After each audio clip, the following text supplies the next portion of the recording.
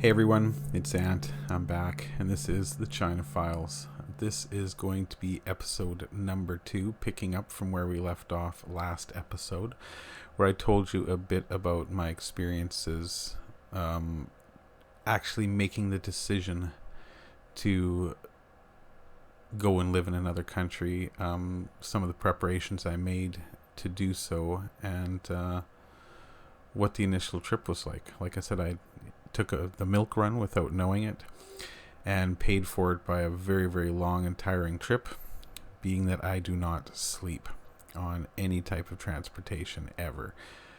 I found this out when I was much younger. When I was 15 years old, a friend of mine and I took a Greyhound trip across Canada to, I believe we went to Hull from Edmonton. It was a 54-hour bus ride, and I didn't sleep at all. By the time I got to Hull, I was literally hallucinating. Wasn't that bad this time. Part of the reason it was more difficult than typical is the city I was going to. The place I was actually going to is probably the most amazing place on the planet. It's pictured here.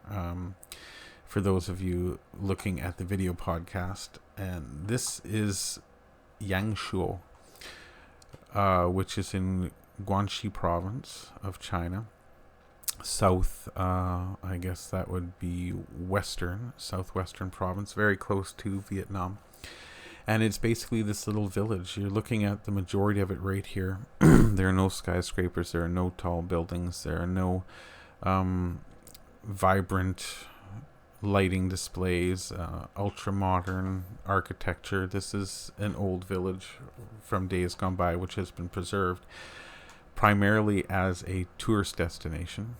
It does have a very large population of foreigners, backpackers in particular, love coming here, and as such, the place is riddled with low-cost hotels and hostels. You can stay here very, very cheaply, and as you can see from the scenery in the picture here, it's all these little karst mountains, these limestone mountains.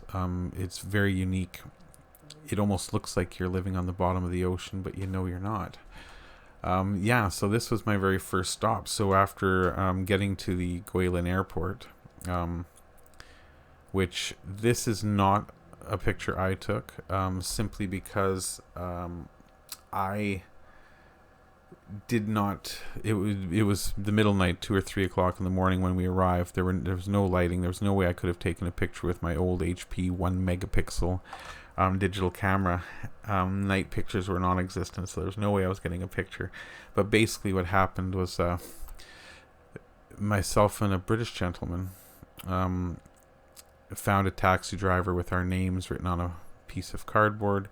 And he took us in one of these little taxis, much worse shape than either of these three sitting here, in the middle of the night down side roads and bypassing checkpoints, taking some highways, some city streets, because we had to go to an entirely different city from where the airport was. So my 34-hour flight was still about 3 hours away from actually getting somewhere where I could rest my head. And it did. It took about 3 hours in a taxi. I've taken that route again since then from this very airport to Yangshuo, and it did not take 3 hours. The reason it took 3 hours was he was circumventing all the check stops and didn't want to pay. So he was probably billing the owner of the company for those check stops, but he was making a little extra money. It's very common for people to do little things like that there. My cohort and I were quite nervous because it, of course, was pitch black.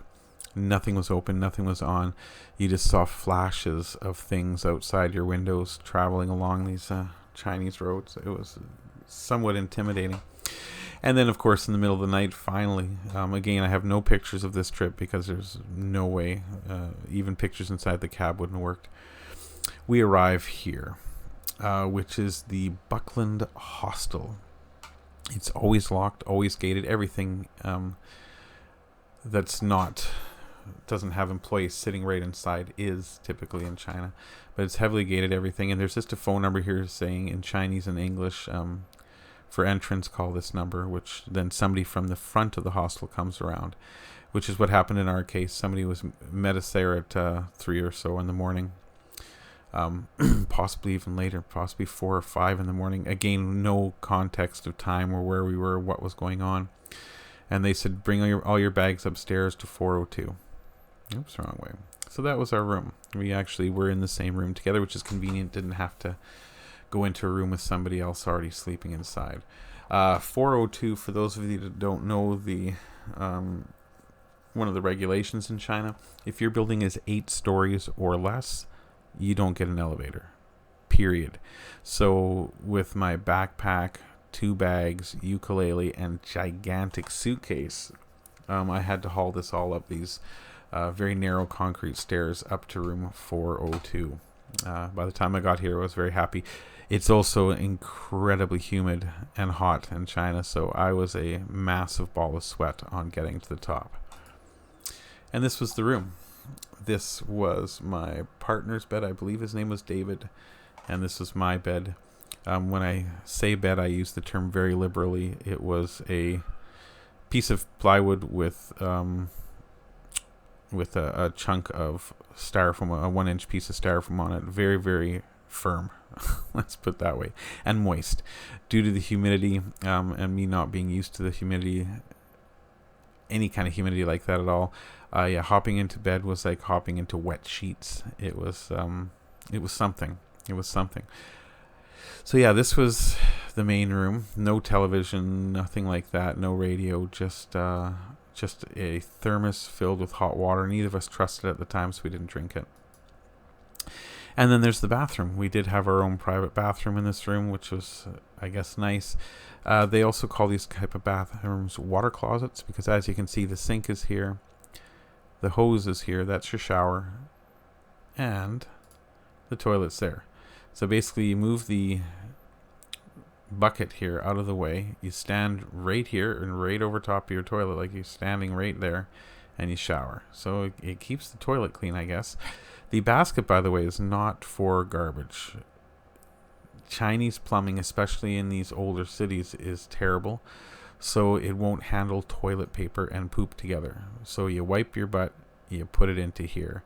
It sits there all day, sometimes for several days, until somebody comes and takes the bag away and puts a new bag there. Horrifying. Think about this. This was a private room with just 2 people. Can you imagine a public toilet? And there are millions, if not billions, of them out there where these things sit for days, filled with the feces of hundreds, maybe thousands of people. Nasty. But yeah, that was my first hotel room. It didn't cost anything. As you were coming to work, he took care of all the expenses. So this was a free vacation. So we get up in the morning, around 2 or 3 in the afternoon, actually, and find that we're locked in again with the motorcycles. So we have to call the number. Luckily, there's a phone in the lobby, and they come around, unlock it, and let us out into the back alley where we arrived. And this was my very first sight of actual light in the streets of this small city in China. And this is very common. You see this in the big cities. It's a very, very typical Chinese scene. So you make your way past all the little buckets and everything, nervous about your stuff being left alone upstairs, but that's normal. And you walk around front to Buckland ESL Hostel.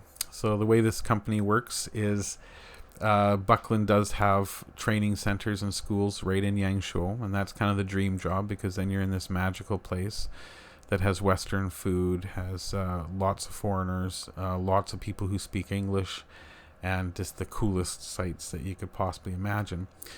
So he'll hire teachers that will come work for him and live in his hostel. Oh, hello, I didn't even notice there, a little person waving. That's probably the owner's wife. Owen Buckland is the actual owner. So he runs this school. And then he also is a recruiter. So he brings in hundreds, if not thousands, of teachers a year. puts them up in his hostel, finds them schools, and finds them jobs, and sends them on their way. So while staying in the hostel, I stayed there for a grand total of 7 days. He gives you a couple days when you first come to get acclimatized, to go off and go shop and get yourself a phone, go eat some local food, meet some friends, see some sights, do all the touristy things, because he knows you're in the tourist haven, so you have to do some of those things.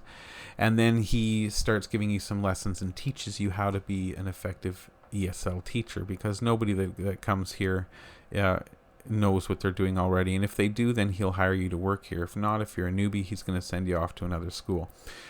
And so that's what he does, is he just farms people out all across the country. He tried very desperately after a couple days to farm me out to very far North China, which was literally in a little corner between North Korea, Russia, and China. And I said, no damn way am I going to go live on a freezing mountaintop.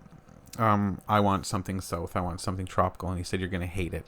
The humidity's going to kill you. You're going to only be able to live in air conditioning. You're going to be very uncomfortable. Trust me. Go north. And I said, nope. I'm sticking to my guns. I come from north.